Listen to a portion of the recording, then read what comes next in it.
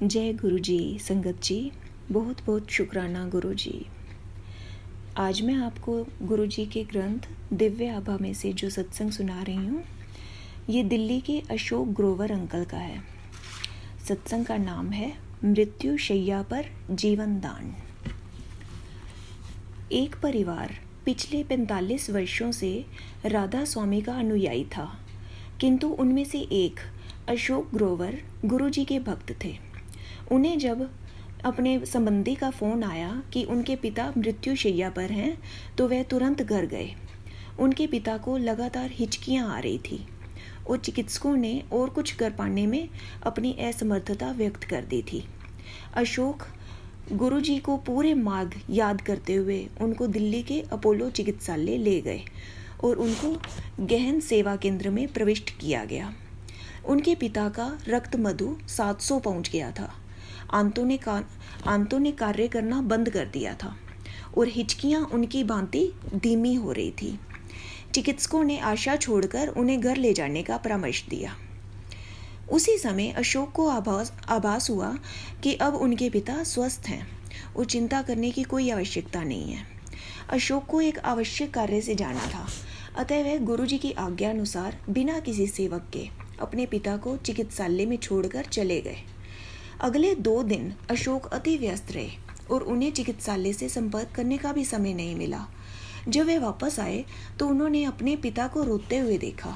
उनके मन में विचार आया कि उनके पिता उन्हें अकेला छोड़ने के कारण दुखी थे, पर उन्हें अचंभा तब हुआ जब उनके पिता ने पूछा कि क्या वह गुरुजी के पास गए थे।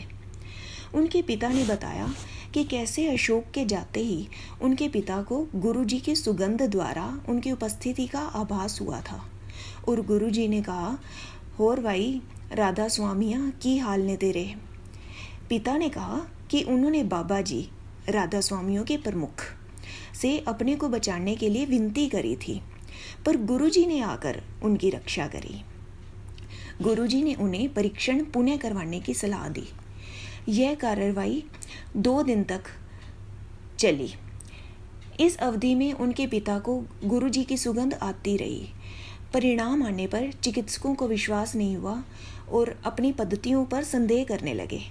उनके अनुसार उनके पिता को कोई रोग नहीं था।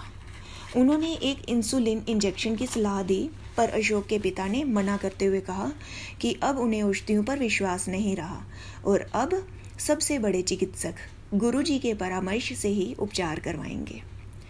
1 सप्ताह पश्चात अशोक के पिता गुरुजी के पास आए तो गुरुजी ने वही शब्द कहे, होर भाई राधा स्वामिया की हाल ने तेरे।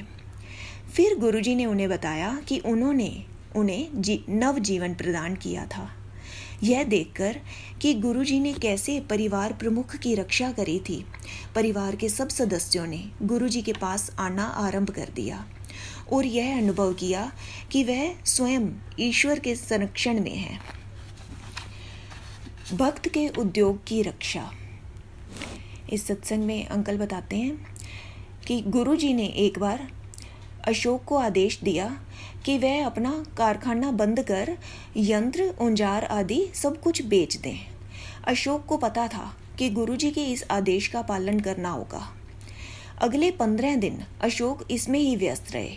मशीनें खरीदे हुए दामों पर बिकी और शेष सब सामान भी हानि रहित दामों पर बिके। किसी को समझ में नहीं आया कि गुरुजी ने अपने भक्त को अपना कारोबार बंद करने का आदेश क्यों दिया। 3 सप्ताह के बाद वह व्यापार पुरातन घोषित कर दिया गया और कई लोगों को भारी घाटा उठाना पड़ा, पर अशोक बच गए थे। उन्हें स्वयं परमात्मा ने बचाया था। गुरुजी के आदेश का पालन करने में सदा लाभ ही रहेगा, क्योंकि वह कभी अपने अनुयायी के भले के अतिरिक्त कुछ नहीं कहेंगे। जय गुरु जी। एक और सत्संग है 10 वर्षीय की इच्छा पूर्ति।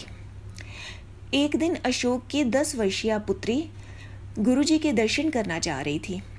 अशोक स्वयं बड़े मंदिर के आयोजन में व्यस्त थे। उन्होंने एक भक्त से अपनी बेटी को बड़ा मंदिर लाने का निवेदन किया। वह बड़ा मंदिर आई, पर एम्पायर स्टेट जाने का हठ करती रही। उसे वहां ले जाने वाला कोई नहीं मिला।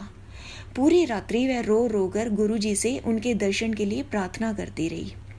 अगले दिन प्रातःकाल सब चकित रह गए जब गुरुजी स्वयं बड़े मंदिर पहुंच गए।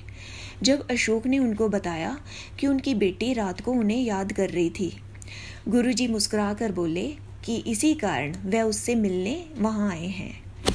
गुरुजी की दया से उनकी बेटी अपनी कक्षा में प्रथम आई और तब से सदा एक प्रतिभाशाली बच्ची रही है।